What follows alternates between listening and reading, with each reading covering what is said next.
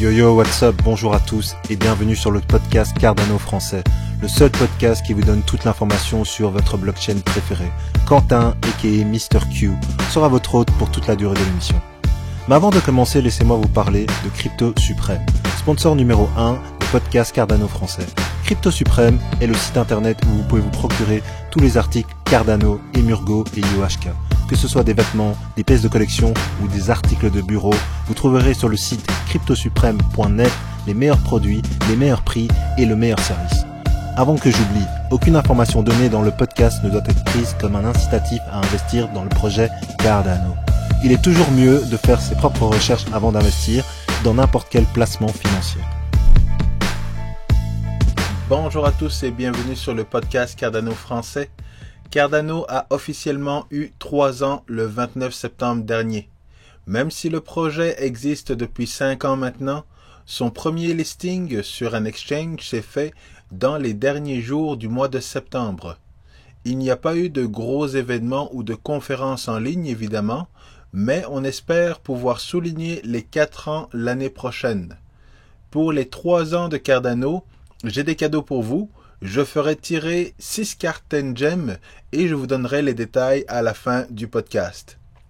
Alors que l'an dernier, IOHK, Emurgo, la fondation et des membres de la communauté plantaient des arbres pour souligner les 2 ans de Cardano, cette année la réalité est bien différente. Nous avons dû nous contenter d'une vidéo de Charles Hoskinson et d'une présentation de 2 heures d'IOHK pour nous annoncer une tonne de nouvelles. Certaines étaient assez banales, d'autres intéressantes, mais très peu de nouvelles étaient renversantes. Alors, ces 3 dernières années ont été très éducatives pour moi et pour vous également. Lorsque j'ai commencé à m'intéresser au projet Cardano, ADA valait 2 centimes et demi. C'était un temps merveilleux, mais je manquais d'expérience en crypto, en trading et en investissement parce que lorsque Cardano a atteint plus ou moins $1 après 3 mois, je n'ai rien vendu. Je me disais que j'étais le maître du monde et que Cardano allait continuer à monter toujours plus haut. Et puis pouf, la bulle a explosé, j'ai tout perdu, mais quand Cardano est revenu à 3 centimes, je me suis rempli les poches. J'ai préparé ma stratégie et j'attends juste le bon moment pour prendre quelques profits. Parce qu'avec Cardano, tout comme beaucoup d'autres projets, il y a eu des hauts et des bas. À l'époque, Charles Hoskinson disait qu'en fin 2020, Cardano serait en directe compétition avec Ethereum et Bitcoin, avec des contrats intelligents, un système de trésorerie et plusieurs projets sur Cardano. Nous ne sommes pas si loin de la réalité, mais disons que cela m'a permis de réaliser que tout le monde apprend à différents niveaux. J'ai appris que quand ton projet préféré a un rendement de 5000%, c'est une bonne idée de prendre des profits. Charles Hoskinson, de son côté, a appris qu'une planification sur 3 ans dans un projet blockchain peut se transformer facilement en une planification sur 5 ans. Les milestones restent les mêmes, mais la quantité de travail augmente avec le temps. Et pourtant, Charles Hoskinson était là pendant le développement de Bitcoin, il a été au cœur des débuts d'Ethereum et il a suivi le développement pendant plusieurs années avant de lancer sa propre blockchain Cardano. Donc, peu importe que vous soyez CEO, ambassadeur ou membre actif de la communauté, nous avons tous appris beaucoup dans les dernières années avec Cardano. Le futur est très positif pour la blockchain, avec tous les opérateurs de stake pool investis dans le projet, avec les projets qui se développent sur Cardano et avec tout ce qui arrive d'ici la fin de l'année. Le développement va être colossal pour les 5 prochaines années. En restant dans le top 15, Cardano se positionne toujours bien pour profiter du prochain bull run. Plus il y a d'intérêt pour Cardano, plus ADA va prendre de la valeur. Il y aura plus d'argent dans la trésorerie et plus de projets seront financés.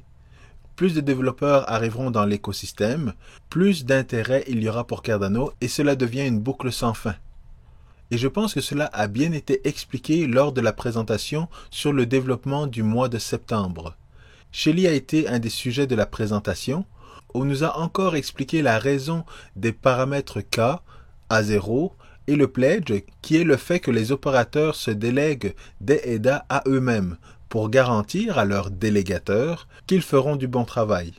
Évidemment, en tant que délégateur moi-même, je suis plus attiré par les stake pools où l'opérateur s'est autodélégué un bon montant d'ADA.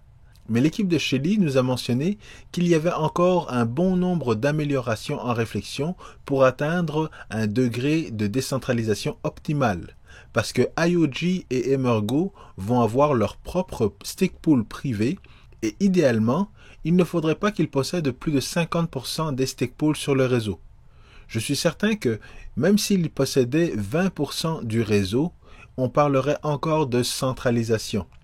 Donc cela demande encore plus de recherche et d'ingénierie pour arriver à une centralisation optimale de la blockchain Cardano. IOHK a engagé un analyste d'affaires pour participer à l'amélioration de Daedalus. Vous savez déjà que je ne suis pas un grand fan de Daedalus, mais je l'utilise parce que je suis plus habitué à Daedalus que Yoroi. Mais il n'y a rien de pire que d'utiliser un logiciel par habitude. Lorsque vous êtes habitué à quelque chose de pas terrible et que ce quelque chose est indifférent pour vous, c'est qu'il y a un problème. Daedalus est souvent la première expérience que nous avons avec la blockchain Cardano et heureusement que le projet est extraordinaire. Mais ce serait quand même bien de pouvoir référer les nouvelles personnes vers un Daedalus plus attirant à l'œil. Du côté de Catalyst, le projet a apparemment bien décollé. Il y a plus de 500 propositions de projets, 2000 commentaires, 1800 membres, etc., etc., etc. Généralement, les débuts sont paraboliques et le tout se stabilise avec le temps. Mais ce n'est pas un sprint. Le projet Catalyst est un vrai marathon avec plusieurs épreuves avant d'arriver à une formule qui intègre la gouvernance et le vote avec la blockchain. Je parle du projet Catalyst dans mon récent podcast et je vous invite à l'écouter pour en savoir plus sur le projet. La phase Gauguin, de son côté, va être un autre gros morceau pour Cardano avec de multiples étapes pour intégrer les contrats intelligents sur la blockchain. La fondation Cardano a créé un portail pour les développeurs et les personnes qui sont intéressées à développer leurs connaissances sur Marlowe et Plutus. Il devrait y avoir beaucoup de contenu comme des tutoriels, des exemples et bien d'autres choses. J'espère que le contenu sera de qualité. Je vous avouerai que j'aurais préféré qu'IOHK s'occupe de la partie contenu du développement parce qu'ils ont formé une quarantaine d'étudiants en Éthiopie et ils ont fait plusieurs hackathons. Je comprends que la fondation s'occupe de la communauté et ils ont probablement eu le support d'IOHK. Cependant, j'ai quand même quelques inquiétudes parce que la fondation n'a pas un bilan très positif en termes de livraison de contenu. J'ai quand même vu quelques membres de la communauté francophone qui se sont inscrits et cela pourrait faire l'objet d'un podcast dans le futur. Du côté de la communauté francophone, on grossit de jour en jour. Et je pense qu'en plus des traductions, des podcasts, du groupe Telegram, il pourrait y avoir des tutoriels pour Marlowe et Plutus. Marlowe est un langage de programmation développé pour les personnes qui veulent créer des contrats intelligents en finance. Un peu comme lorsque vous créez des formules dans des fichiers Excel. J'ai des collègues qui ont développé une grande expertise sur Excel. Ce sont des experts et lorsque vous utilisez leurs fichiers pour gérer vos finances chaque fin de mois par exemple, vous faites juste rentrer votre salaire, vos dépenses et cela vous crée des modèles d'épargne, des conseils sur les dépenses que vous pourriez diminuer ou éliminer complètement et tout cela a été créé sans aucune connaissance de développement en informatique. Marlowe cherche à créer le même genre d'expérience en créant un contrat intelligent financier où lorsqu'on génère une transaction, le montant de départ se sépare en allocations dans différents wallets ou dans différents stake pools, ce qui serait beaucoup plus convivial et automatisé pour investir dans le portfolio de stake pool dont on parle depuis la sortie de Shelly en production. Je suis pas mal passionné par Marlowe et je pense moi-même à créer du contenu éducatif. J'ai déjà donné plusieurs formations sur le sujet et je sais qu'il y a beaucoup d'intérêt, surtout pour les professionnels qui sont intéressés par la blockchain et les contrats intelligents. Marlowe est une manière simple d'expliquer et de montrer le potentiel de ces deux innovations technologiques. Je m'emballe un peu, mais je vois beaucoup d'opportunités pour le sujet. Marlowe ne sera pas la seule innovation de Gauguin. La création d'actifs et la conversion de tokens ERC20 d'Ethereum est une grosse priorité pour Cardano. Mais attention, on ne veut pas rapatrier tous les projets d'Ethereum et quel en serait l'intérêt. Cardano veut attirer les projets intéressants et matures. Ethereum peut continuer de servir de testnet pour les applications décentralisées. Je pense que c'est vraiment le meilleur use case d'Ethereum. Lancer des applications, tester le marché avec DeFi, le yield farming, les exchanges décentralisés, mais lorsque l'écosystème va arriver à un stade de maturité, où la maturité des applications va requérir une base solide, je pense que les yeux vont commencer à se tourner vers d'autres infrastructures. Nous n'avons malheureusement pas eu beaucoup de nouvelles sur Plutus, sur l'infrastructure pour développer des applications sur Cardano ou sur les multi-assets. Marlowe est d'une certaine manière plus simple à développer parce que c'est une couche au-dessus du langage de programmation de base. Plutus est l'équivalent de l'alphabet et Marlowe est un ensemble de mots qui permettent de faire des phrases d'un certain type. Dans le contexte de Marlowe, ce sont des mots financiers et c'est la raison pour laquelle le développement de Plutus est plus complexe que Marlowe. Il y a 3 ans, Charles avait divisé le projet Cardano en 3 éléments de travail, la performance, l'interopérabilité et la gouvernance, et même si le message n'a pas toujours été très clair, les 3 premières années du projet ont servi à développer Cardano 1.0. Tant que nous n'aurons pas Plutus, Marlowe, le convertisseur de tokens ERC20, la trésorerie et le projet Catalyst sur la blockchain, nous ne serons pas une blockchain de 3e génération. Et c'est la raison pour laquelle Chainlink ou Polkadot passent devant Cardano dans CoinMarketCap. C'est également la raison pour laquelle l'écosystème blockchain continue de comparer Cardano à Tezos, EOS et compagnie. IOG, Emergo et la Fondation étaient les 3 piliers de Cardano. Plusieurs entreprises ont intégré l'équipe en développant des composantes comme Vacuum Lab, qui travaille sur la partie Ledger, et j'ai souvent mentionné que la communauté est le 4e pilier du projet Cardano.